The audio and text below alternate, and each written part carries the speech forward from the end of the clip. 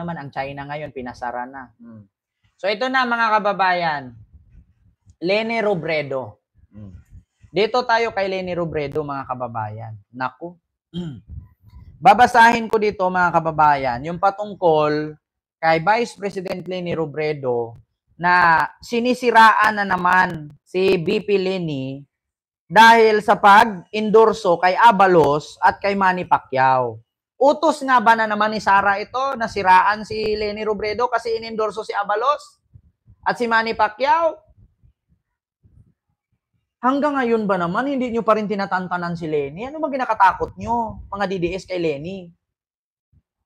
Na simulat sa pool, hindi naman talaga kayo mananalo kay Leni. Ito ha mga DDS, with all the respect sa inyo ha, simulat sa pool, hindi kayo mananalo kay Leni. Makinig kayo sa akin. Hindi kayo mananalo kay Leni, simulat sa pool. Una, Leni Robredo endorses Marcos v. Pacquiao and Abalos. Diba? Ini-endorso ni Leni Robredo, si Pacquiao at si Abalos, big deal pala ito sa mga DDS.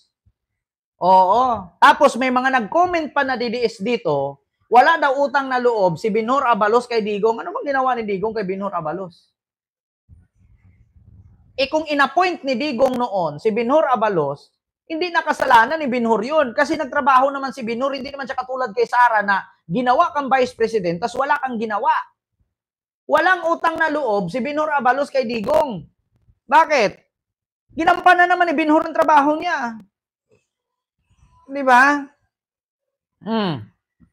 Ayon dito, mga kababayan, sa Philippine Star, sa pag-endorso ni Mama Leni kay Binhor at kay Manny Pacquiao, ito, Manila, Philippines, in a surprise move, former Vice President Leni Robredo endorsed two senatorial candidates backed by her political rival, President Ferdinand Marcos Jr., Manny Pacquiao, and Binhor Abalos. Marcos defeated Robredo in 2022 presidential election, one of the most heated political face-off in recent history, coming on the heels of former President Rodrigo Duterte's term.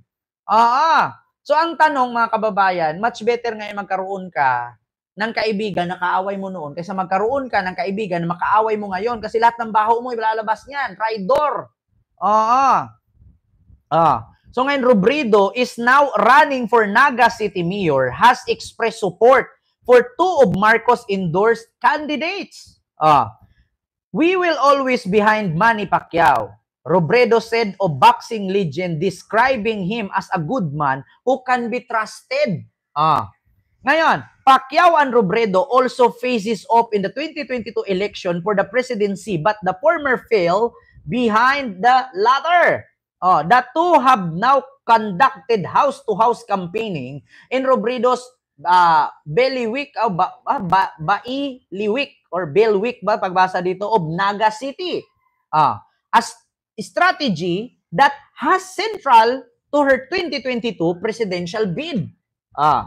Prior to her office endorsement, Abalos had met with Robredo at least twice, once in 2024 and again in March. With the midterm election just around the corner, Robredo has officially endorsed Marcos' former Interior Secretary. Ito lang naman ang para sa akin, mga kababayan. Ito yung sinasabi natin na sportsmanship. Ito yung laging sinasabi ni Mama Leni. Take note, hindi ako supporter ni Leni Robredo noon, pero dito ko napagtanto na much better na magkaroon tayo ng leader na lutang kaysa magkaroon tayo ng leader na kawatan. Gawin ninyo, i-cut ninyo ito at i-post nyo sa TikTok. Mas piliin kong si Leni ang maging presidente ko kahit lutang kaysa maging presidente ko si Sara na kawatan. Kasi ang lutang, ilang minuto lang yan maging lutang. Pag ginising mo, magigising yan, okay na. Pero yung kawatan, hindi mo na malayan, ubos na pala ang pera ng bayan. Di ba? Kahit sampalin mo ng ebidensya yan, once nakawatan yan, sakit na yan. Much better magkaroon tayo ng presidenteng lutang kaysa magkaroon tayo ng presidenteng kawatan. Yeah? I will urge Mama Leni Robredo to run for president in 2028.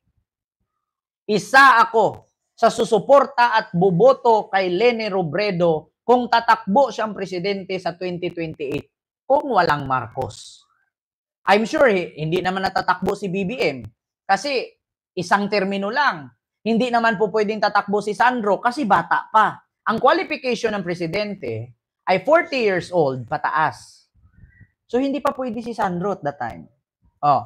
At si First Lady Auntie Lisa Marcos naman, no time for politics.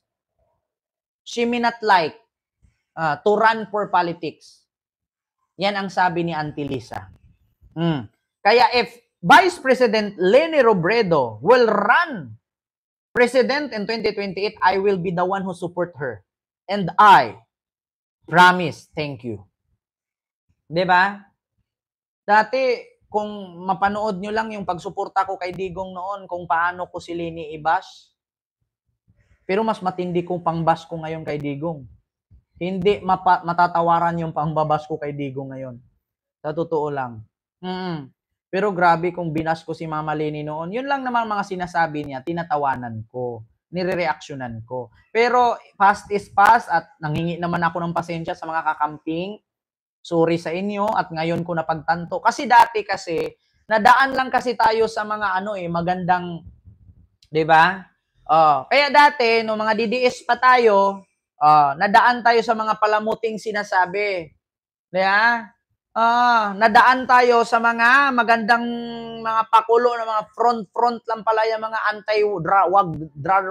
war drugs na yan.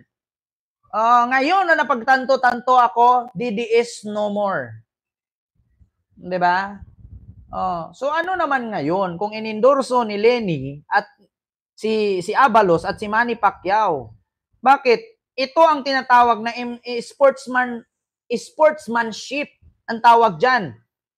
Hindi mo isipin na magkaaway kayo. Ang isipin mo yung ikakabuti ng bayan, ikakabuti ng tao.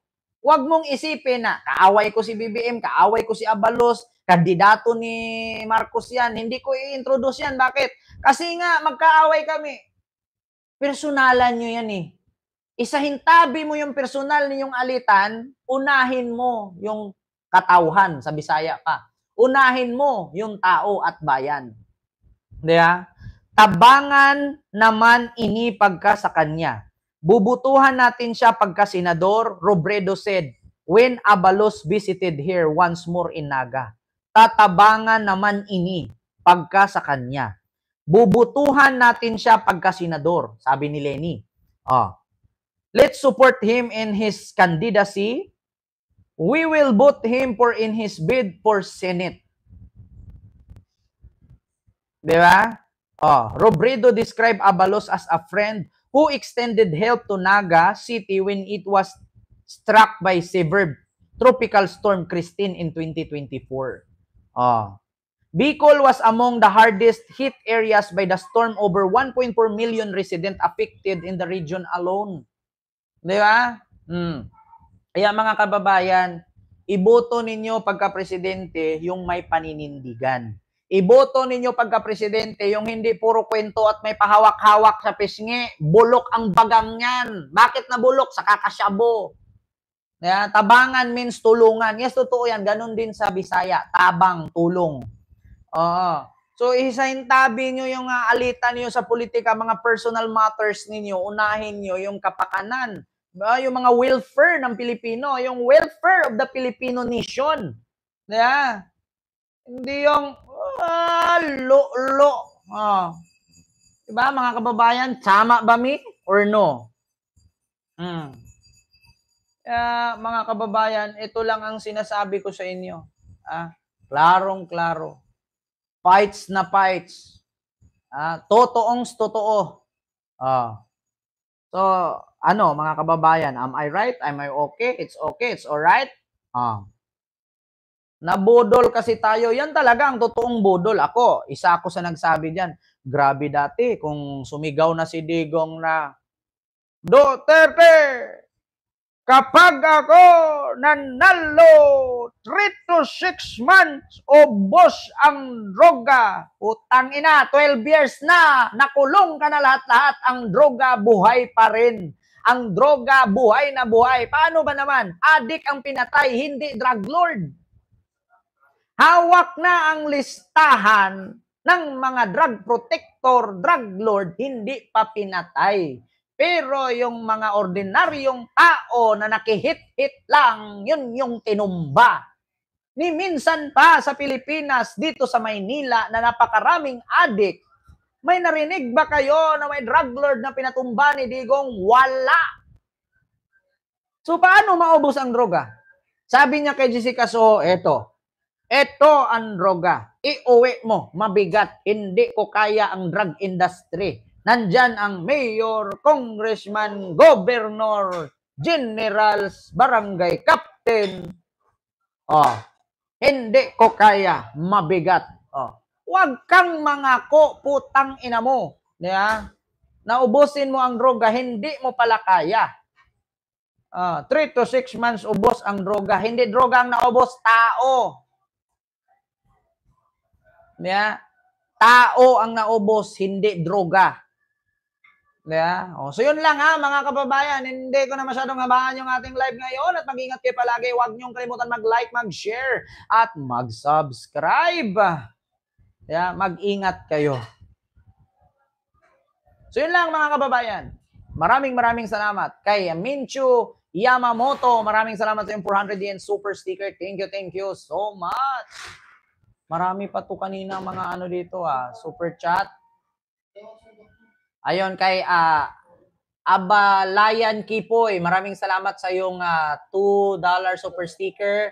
Kay Mamerly Castor, sayang ang tax ng taong bayan na pinapasahod sa BP. Ayan, salamat po. And kay Ma'am Lini Ricolisado, maraming salamat sa yung 10 Hong Kong dollars. And kay Ma'am